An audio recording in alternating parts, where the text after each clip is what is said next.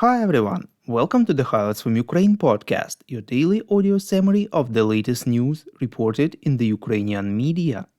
My name is Artem, and here is the news. 909 days less the Russian invasion of Ukraine. The Russian forces attacked a children's cafe in a settlement of Malokaterynivka, Zaporizhia Oblast, reports Interfax Ukraine. A 15-year-old boy was heavily wounded and died in a local hospital. 3 more children and an 18-year-old girl were wounded as well. Alexander Syrsky, commander-in-chief of the Armed Forces of Ukraine, informed that as of August 20th, Ukrainian forces control more than 1,260 square kilometers of territory and 93 settlements in Kursk Oblast, reports Ukrainska Pravda. Quote, a grouping of the Defense Forces of Ukraine is conducting an offensive defense on the Kursk front with the goal of creating a security zone and stopping the attacks on civilian facilities in Ukraine's Sumy Oblast from the territory of the Russian Federation, as well as staying ahead of the enemy, unquote, said General Syrsky. Over the period of the offensive operation, the armed forces of Ukraine have advanced from 28 to 35 kilometers deep into Russian defenses. Syrsky stated that the Russians are conducting a maneuvered defense, attempting to prevent Ukrainian units from advancing further, reinforcing their own groupings and deploying troops from other fronts. Later, Pentagon spokesperson Brigadier General Patrick Ryder confirmed that the United States spotted the redeployment of some Russian forces to Kursk Oblast. Ryder refused to specify whether the Russian forces were being redeployed from Ukraine or from other parts of Russia. There were unofficial reports that Moscow had deployed thousands of troops from the line of contact in Ukraine to Kursk Oblast. The Financial Times has written that since the start of the Ukrainian military operation in Russia's Kursk Oblast, the Ukrainian units that are holding back Russian troops in Donetsk Oblast have returned to rationing shells.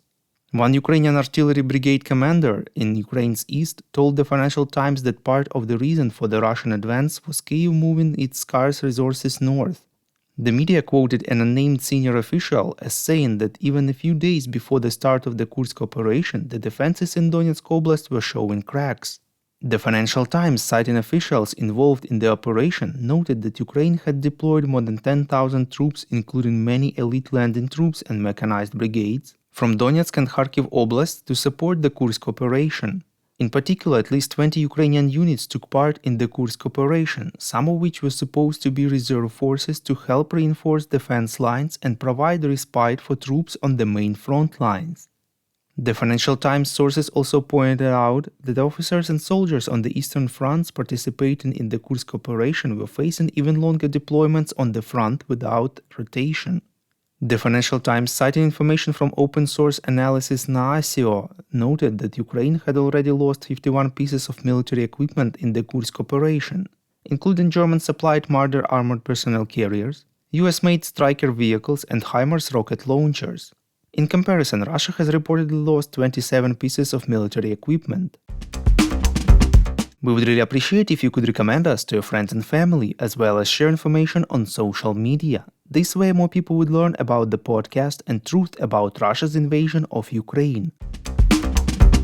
The Ukrainian parliament, Verkhovna Rada, adopted a law banning in Ukraine religious organizations that are linked to Russia, reports BBC News Ukraine. The law bans the organizations that are ruled from Russia. This includes the Russian Orthodox Church that supports the Russian invasion of Ukraine.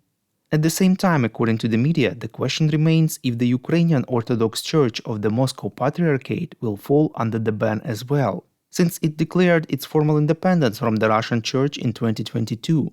At the same time, Ukraine's law enforcers regularly arrest its priests on suspicion of spying for the Kremlin. The decision in this matter will be made in court. The law still needs to be signed by the president. Thank you for listening to the Highlights from Ukraine podcast, when a commercial initiative of just 2 people, and we need your help to grow. Share information about the podcast, rate us in the app, subscribe to our Patreon. With your support, we are getting better. We call on you to demand from governments of your countries to impose the toughest sanctions possible on Russia and its citizens to stop their invasion of Ukraine.